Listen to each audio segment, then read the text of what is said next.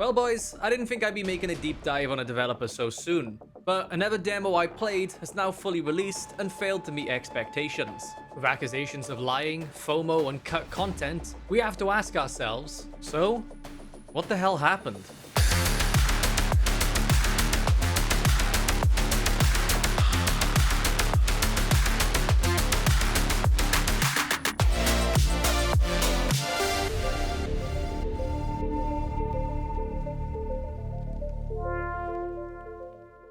To describe how this happened, we need to talk about game marketing. One of the greatest ways to market your game nowadays isn't traditional media. It isn't Jeff Keighley jerking you off to then become a massive flop, it's social media. Specifically, short-form dev progress that builds mystery about your game. Let's take a great example, Megabonk. I'm sure you've all heard of it, but in short, it's a Vampire Survivors style roguelike, but fully 3D. And it absolutely exploded in popularity. Why?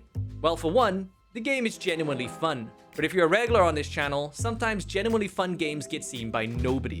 Megabonk exploded because of this new developer knew how to play the social media game. Take this short for example.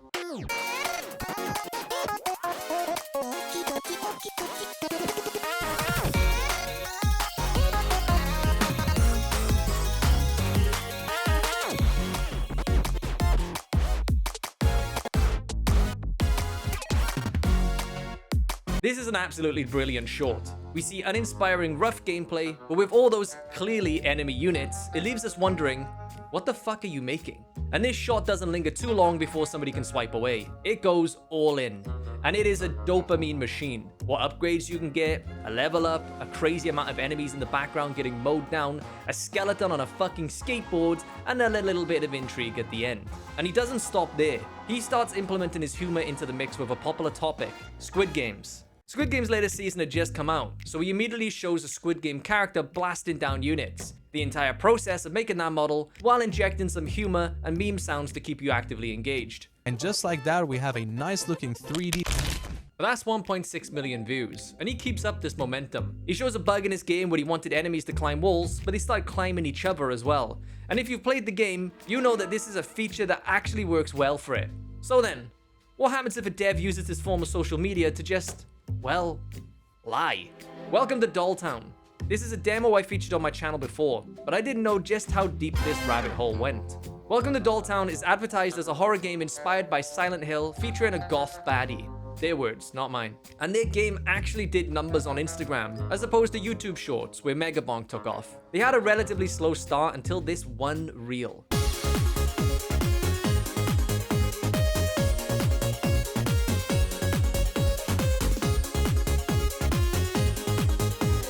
Yeah, it's just an emote, but given the character and its gritty aesthetics, it created a lot of intrigue for the game. They created a few more posts that didn't quite relive that viral moment, so they tried again. First, they start off by showing the character with a creepy aesthetic. Can you see me? And then for good reason, I can't play the music here because she's dancing to Gangnam Style. But they had learned something from this. They needed the looks of a PS2 style horror game that tapped into the absurd. Staying on the theme of emotes, what about, say, an enemy emoting on you when they kill you? Now, 41k likes on Instagram is nice, but it wasn't quite close to the 129k that they had, so they took it up a notch. Hey, don't you run away.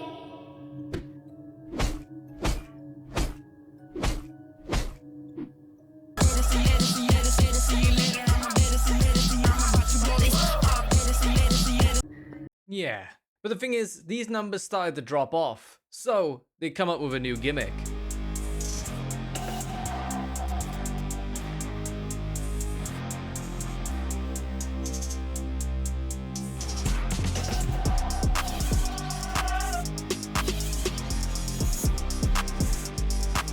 That's right, we were now gonna get wrestling in our Silent Hill doll game. But not only that, boys, we were gonna get skateboarding as well. So where did it all go downhill? Well, in order to find out, we're gonna have to play the game. Interesting, I can continue. I guess it saves the progress from the demo, but we're just gonna start again. The game starts off with us at the bus stop, and we're texting our mom that we're here, and we love them. That's cute. On the way into the town, we meet a young boy called Frangin. He goes on about how the town was nicer, most of the people worked for the doll maker, Mr. Hanabari, and looking around, yeah, there's dolls everywhere. but nobody to be seen. Apparently they don't live here anymore, and we're the person called in to save them. Wait, what? But dude, I'm a child. Now the dev claims all the characters in the game are 18 and in the last months of high school, but you'll see later that there's no fucking way. We get a text from the store owner apologizing they can't be there for our first day, but I take a quick detour to grab some items that I'll explain in a bit. Heading inside, the store owner tells us that we could turn on the lights by using the switch next to the register. Yeah, but can I pet the cat though? Oh, I can. Yeah, I didn't really get this puzzle. Yeah, there isn't really much sense to the puzzle. If you just walk around the shelves, the doll goes away. We'll say that doll had a very fucking supple ass. But with the lights on, I could now go into the back room. There was a constant thumping coming from there, so we went and checked it out. Oh, fucking crowbar. You wanna go, son? You wanna go? Yeah, I'll fight in the fucking back of a store. Here we get our first deviation from the demo. With the padlock on the freezer, I can't actually interact with these numbers. Instead, I just pick up the crowbar and break it open. Whereas in the demo, there's a poster on the wall with the numbers we need for it, and we enter those in. Not very secure, but I guess that's maybe why they changed it. Anyway, returning to the full game. It's okay, it's just a doll. Yeah, sorry boys, I already knew it was a doll from the demo. The only question is, why is there a doll in there? Frangen tells us that the doll business kept this town alive. That was until his sister's death, and that we should follow him. Instead though, we're given a really boring flashback sequence. We now play as Tsumugi, and we're playing hide and seek with Mio. Now I don't know if the dev did this on purpose to pad the time, but immediately we have Tsumugi walking to the right as the scene starts. However, I know for a fact that we need to go left. If you didn't know that, it takes a solid 5 minutes to walk all the way to the right and then back again. Once you find Mio, she decides to be the seeker in hide and seek, and now we finally walk all the way to the right, coming up upon this open garage. And I'm just saying boys, back in the day, if you chose to hide inside a business, you were definitely cheating. The little girl coveted the idea of hiding in the large refrigerator. It was cold anyway and she wouldn't be in it long. Fun fact, old freezers were dangerous to get inside. When warm air gets inside them, it creates a vacuum, making it a lot harder to open. Modern freezers use magnetic seals. That being said, these old freezers still exist, so getting inside was kind of stupid. Eventually, Tsumugi hears somebody coming, so she decides to stay quiet. But then, she hears a clicking sound, and the footsteps go away. As you can imagine, she froze to death here. Sad story, huh? This town has a heavy past, but I'll tell you everything later. Take a little tour of the town. When you're ready, meet me in front of the school. Except I didn't do that. I checked out this store next to it called Madame Bobbine's, and this was where we get to change our outfit. That's a crazy outfit. That outfit was too crazy for me, so I stayed in the school uniform. Beautiful, my darling. She looks so weird. Come back anytime. What's up with her? She's like half a body, man. Genuinely, I do not know what the fuck is going on with the body here. What is that? Anyway, now we go back to the school, and Frangen points out that Mio's on the top of the roof. However, this is not actually her, it's just another doll. Even though Mio committed suicide, the reality was the town drove her to do it. And that is the end of the intro of the game. That took me roughly 15 minutes, so looks like we got a long game ahead of us, boys. Just don't look at the chapters for this video, okay? It'll spoil the length. Anyway, back to Frangen. He tells us that Mio was bullied daily by girls in her class, mainly because she was dating another girl, Tsumugi. The girls were never punished, and the reason he knew all this was because Mio kept a diary. He then tells us to meet him at his house. However, the house does have a code for it. I love it, like the code is just boobs. Like, bro, that's so fucking immersion breaking, you know? Now, remember those items I picked up earlier? Well, the code to the door is missing the button for the number 8. In the demo, there was nothing telling you where to find the button. By pure chance, you needed to pick up a coin from the beggar doll, use it in the gacha, and get a Lego piece to fit in the slot. After the demo, there was people confused about how to get the key, so I'm assuming the devs saw this and gave a slight hint. Because let's be honest, who's gonna assume that you need a Lego brick from a gacha machine from money stolen from a beggar, right? Okay, let's type in boobs then, shall we? Inside the house, Frangen is nowhere to be seen, and we end up getting into a fight with this doll here. You might recognize this fight from the Instagram reel I showed you. God, I'm so fucking good. She dropped a key. Using this key to open the nearby door, we actually end up in our third fight. Wait, who's this? Who are you?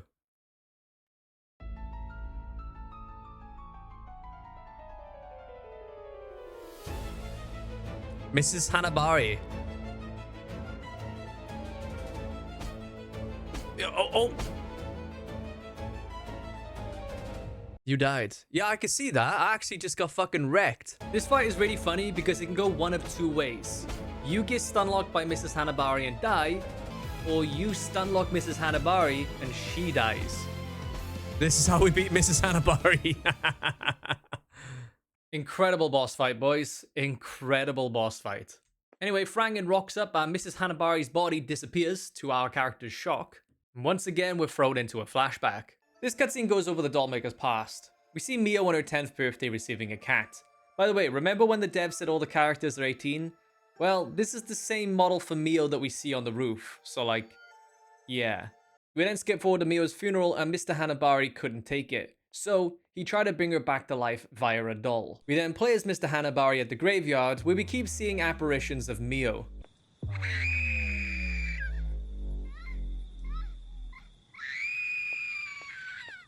I hate screams. Ugh. Kind of yellow paint. At least this color you don't miss a thing. This kind of yellow paint is quite ironic considering what we're going to see later. Mr. Hanabari then goes to Mio's grave and picks up some of her bones. Yeah, Mio doesn't take too kindly to that, so we get the fuck out of there. It's okay, kiddo. I'm going. The screen's like, leave. Mio. I miss you. Suicide. Suicide. Mio, you'll be back. We're then shown the process of Mr. Hanabari bringing Mio back from the grave. Unfortunately, it doesn't work. I love how, like, it didn't work. He's like,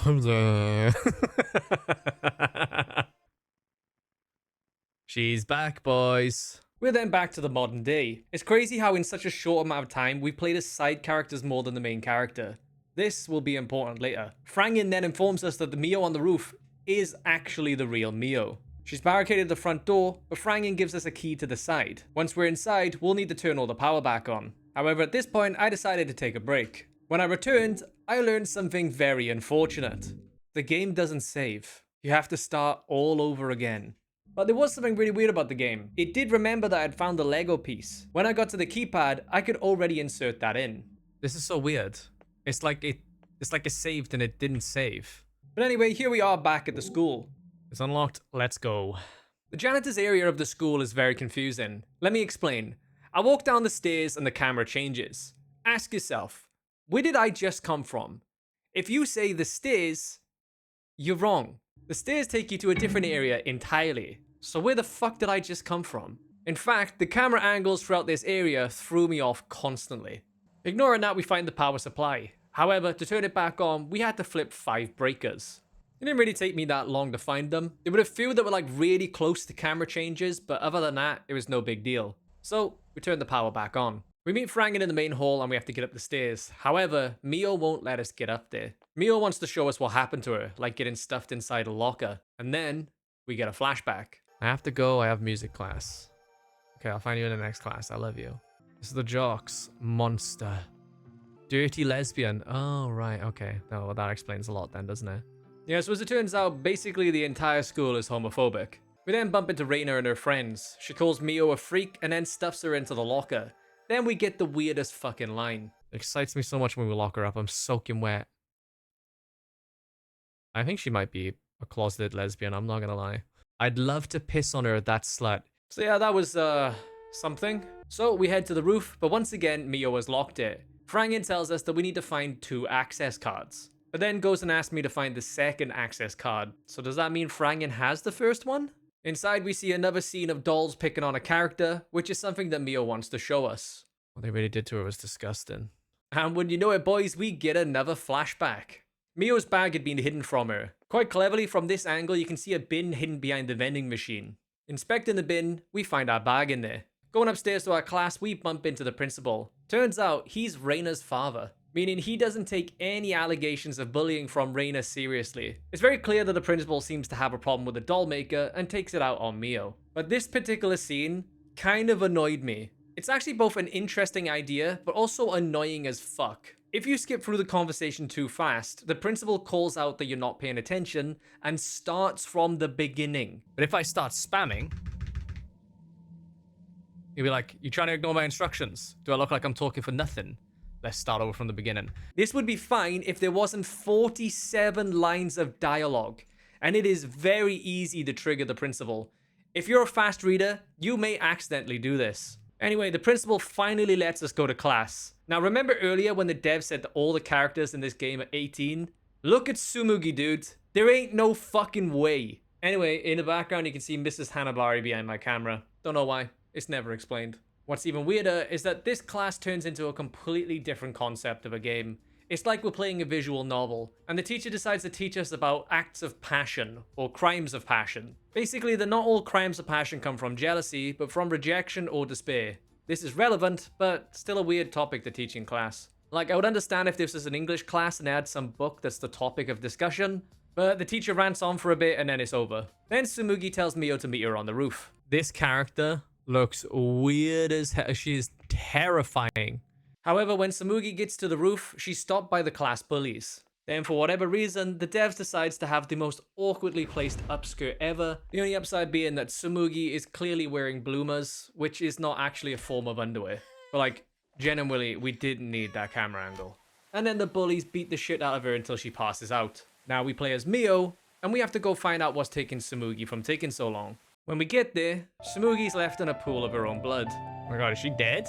Then, for whatever reason, instead of going to like the nurse's office, we just carry Tsumugi out of the school. Then I have another bone to pick with the dev. These stairs go down clockwise. Why is Tsumugi facing legs first to the camera all the way down? This feels almost intentional, man. Then we get the hardest line of 2026. If love is a sin, then call me the devil. Absolute cinema. But now we finally get to play as Yumi again. Nah, I'm just joking, bro. It's another flashback. And in this one, we find out what happened to Tsumugi. Mio decides she wants to cheat in hide and seek, so we have to tail Tsumugi. Remember earlier when the dev took the piss out of yellow paint? Well, instead of yellow paint, we get big ass fucking arrows telling us that we can hide in the bush. The same happens at this van, and the same happens at this vending machine. Like, I get that yellow paint took visual clarity to a new extreme, but mocking it and then having a worse alternative is not it. Like, you can't even fail here, boys. The game won't let you. Regardless, going back to the game, it turns out Mio is actually the one that locked Tsumugi in the freezer. According to Frangin, she loved her too much. But at least now we could play as the— Nope! It's another flashback, boys. Turns out that the bullies in the class just weren't happy enough with bullying Mio, so they wanted to steal her cat as well. But this is where it gets very tedious, because this is not a small house. This is a fucking labyrinth. To save you some time, we jump on a piano that distracts one of the girls, allowing us to go deeper into the labyrinth to get out the front door. Then we take the longest stroll all the way down the street until we get to the school where we find Mio's body. Sorry, now we find Mio's body. Well then. Of course, we got another unnecessary camera angle as well. But the flashback doesn't end here. Now, we actually play as Reina. Days later, she's running home when she bumps into Mio. Mio then attacks her and decides to saw her neck open. But before she can kill her, she's interrupted by Tsumugi. I'm assuming this is the doll that ends up in the freezer when we find her later in the future. But we get given a choice to either put down the saw or continue killing Reina. Fortunately for you boys, I played this game twice, so we're gonna see both. Starting with putting the saw down. Here's where Mio reveals her intentions. Mio decided she wanted to die and she couldn't stand the idea of Tsumugi living without her, and that leaving her in the freezer, nobody could ever hurt her again. Mio then decides to let Tsumugi go and the fog lifts. Yumi wakes up inside the bus and we meet Frangin again, who offers us a map but realizes she's been here before and welcomes her back. Then we see the 4 bullies strolling down the street and the game ends. Now for the other ending. Mio continues cutting but sort of reiterates the same points. Locking her in the freezer was saving her. She jumped off the roof because the world had nothing else to offer. And then we wake up as Yumi and for some reason the 4 bullies still walk down the street. This does leave me with a lot of questions. What the fuck did Yumi have to do with this game? We didn't actually do anything, we just got taken on a tour of the girl's history by Frangin. Secondly, Yumi was called to the town to save it. By who? And why?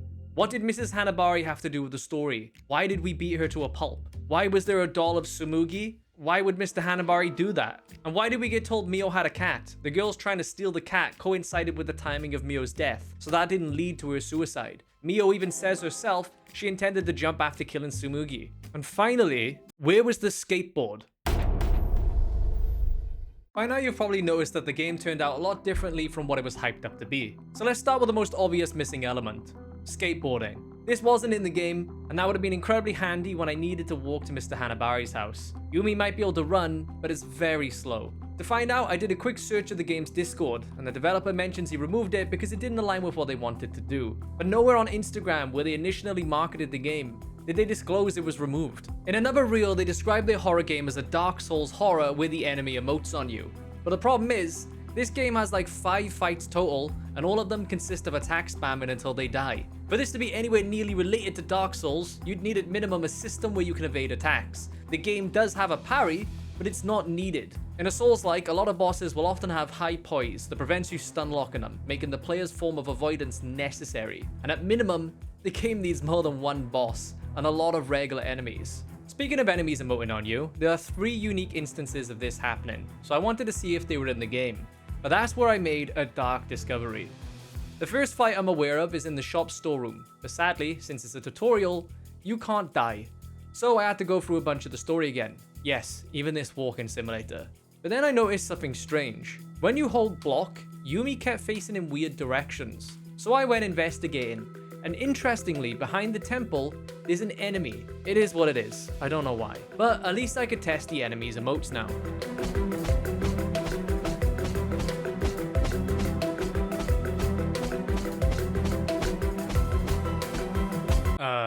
Why am I not dying? Boys, you can't fucking die. It's impossible to die. The entire combat, it's all a facade. But I did want to give the game a little leeway. Maybe this is an unintended enemy.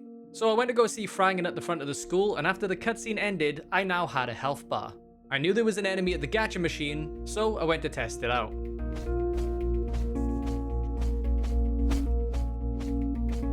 Wait. No way. No way. The health bar is a fucking lie? Wait, so I can't die? It must be in the Hanabari house that I can finally die. That's a weird sentence to say. And I think the only reason for that is probably because they have somewhere to respawn you, right? We've already learned that you can't save the game. If I quit out, I have to start all over again, right? But the Hanabari house has its own load, so maybe that's it. And just like that, I did die. The enemy didn't emote, and it wasn't one of the 3 shown on Instagram, which is actually surprisingly good. So I kept dying to them, but it kept doing the same emote. The only other enemy I knew of was in the school basement, but boys, I can't do a 3rd playthrough. I won't. So to answer the question, do the dolls emote on you? Yes. Do they do every emote advertised? I don't think so. But there is another issue with the Instagram reels we saw. They show you dying in the streets, and as we saw, this is not possible. The Instagram reels also make it look like combat is a big part of the exploration, but it's not. At one point they show you fighting in a classroom, and this fight is not part of the game. Speaking of the fights in the streets, in almost all of the reels, the dolls speak to you. Hey, don't you run away. But again, this is not present in the game. When asked about it in the Discord, the dev says they regret some of their marketing, but the game's not a combat game. Like, at all. What? That was literally all the marketing. And it gets worse, because in November, just 3 months before release, they tell you that you can get an entourage of cats to follow you around. Where? Like actually where? And for what? The 5 minutes you spend outside? Not only that, but the dev shows off the morgue area of the game back in July. They may have scrapped it, but they made sure that particular scene stayed on the Steam page right until release. When called out about it by the YouTuber Ecdesis, claiming he couldn't find the morgue or the factory advertised on the Steam page, the dev updated the Steam page mid-stream, removing any mention of the factory and removing the GIF showing the morgue, replacing it with the bullying scene in the school. In fact, the Steam page showed a minimap in the game, revealing that the scope of the game was much larger, and that was another thing that was removed after release. When called out about it on Twitter, the dev chose to belittle those with valid criticisms by saying they only played the game for 20 minutes, all because they can't pass a puzzle. But this isn't true. The reviews bring up valid complaints that they were drawn in by social media advertising, all to experience 5 fights, a messy story, and tons of bugs. And let's be real, boys, it took me 59 minutes to complete this game. So if what the dev says is true, these people played a third of his game. You know what the worst part is? I got to play as Yumi for a whole 29 minutes. So you're gonna love this next part. Yeah, if everything wasn't bad enough, this game had some serious FOMO attached to it. And it would be funny if it wasn't so tragic. For those that don't know what FOMO means, it means fear of missing out. Just 4 months prior to the release of the game, the devs started providing limited time outfits for Yumi if the players made donations to their Ko-Fi. Ko-Fi is a website that allows creatives to make money through donations to keep doing their craft. It's a good website, but like any website, it can be abused. The dev's first skin was an Alice-inspired one, all for the cheap price of $25. Oh my god. And the dev explicitly states, this outfit will never be sold later, early backers only, which means you cannot get the game on release and decide you want a skin later. It's buy now or never again. And that is tragic, now that we know that I played Yumi for a total of 29 minutes.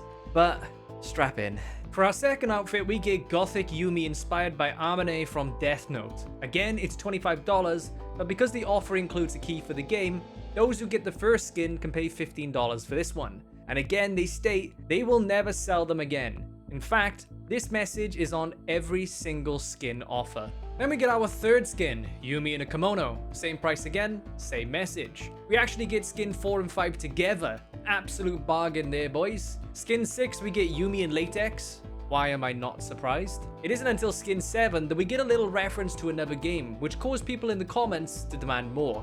And of course, they gave more. For skin 8, they released an alternative Alice skin and mentioned that anyone who bought the first automatically got the second. We get another bargain with skins 9, 10, and 11 referencing Silent Hill. And if you've kept up so far, if you had purchased all these skins, you'd be down $115. So the dev released a bundle.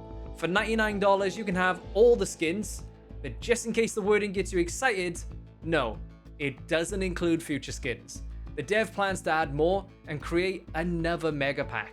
So the next day, the dev technically gives away a skin for anyone who's already spent $50. You can get the Yumi Diamond Armor. For skin 13, we get a reference to Kakegurui. Remember, this skin isn't part of the bundle. You gotta start spending again.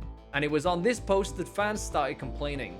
A $99 mega pack for all the skins, except now there's even more skins and another mega pack coming. The dev, rather than responding to the criticism, just decided to call them a hater instead, despite one of the people saying they actually like the bundles, they just think the price is crazy. So the dev folded and any future skins were now part of the mega pack. I bet they were kicking themselves for releasing this one early, and you can tell because after this the dev only does 4 more skins. There was a Leon and Ashley pack, then a Dolly Yumi, and finally a Stranger Things Yumi. 17 skins heavily coated with FOMO for a game that those backers only got to play as Yumi for 29 minutes, give or take. And this tactic worked because Ko-Fi shows the milestones of these outfits, so I can work out a rough estimate of the earnings. For example, if the last milestone one of these outfits hit was 50, then it sold anywhere between 50 to 99 times. So we're gonna do the minimum value. Alice with the game sold 50 times and outfit only once. Death Note with the game sold 100 times and the outfit only 10 times.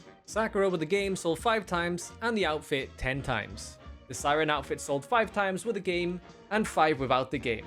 As you can see, fan purchasing power was dropping. But then, the fucking latex outfit dropped. Jesus Christ, guys. The bundle sold 50 times with the outfit alone selling 10 times. Ada Wong sold 10 times for both options. Silent Hill bundle 10 times, outfit 5 times. Kakegurui bundle 5 times and the outfit once. Resident Evil bundle 5 times, outfit only 5 times. Dolly bundle sold once, outfit once. And finally, the Stranger Things skin didn't sell at all. I can see someone requested it via a donation, but I don't know with this one. But I know what you all want to know. It's the Mega Bundle. So let me tell you what they made so far. In total, these skins at minimum have made $6,895. And the Mega Pack, that bad boy sold at minimum 50 times, bringing in $4,950, which meant the total amount from skins came to $11,845 to be used for roughly 30 minutes. And this doesn't even include the game sales. And to make it even worse, the dev added a DLC, the Y2K pack priced at $3, but was taken down pretty quickly after a disagreement with the artist, according to the dev. Fuck me, boys. According to Gambleatic.com, it's an experimental tool for figuring out Steam sales. The game likely sold 4,000 copies and earned anywhere from 20k to 60k. But the dev gave away a lot of keys, so this definitely muddies those numbers. So what is the conclusion here? Well, if you're someone who knew nothing about the game and you bought it after release, well, you got a fairly short game that's a bit overpriced at £10.99. If you bought it before release, you would have seen a different version of the store page, and you'd likely be disappointed that sections of the game are missing. If you followed the Instagram, then you were completely fed the wrong idea of what the game is. The Instagram highly focused on combat, and then you fought a total of like 5 enemies, and the dev states it themselves, it's not a combat game. And then finally, if I had bought a skin for this game, I'd be fucking fuming at how little I got to use it. And to add a little insult to injury, despite not spending $50, I still got the Diamond Yumi armor for free. I don't know why. Maybe I got it because I played the demo. Who knows? On the upside though, boys, skateboarding confirmed. I guess everything's good. Good night.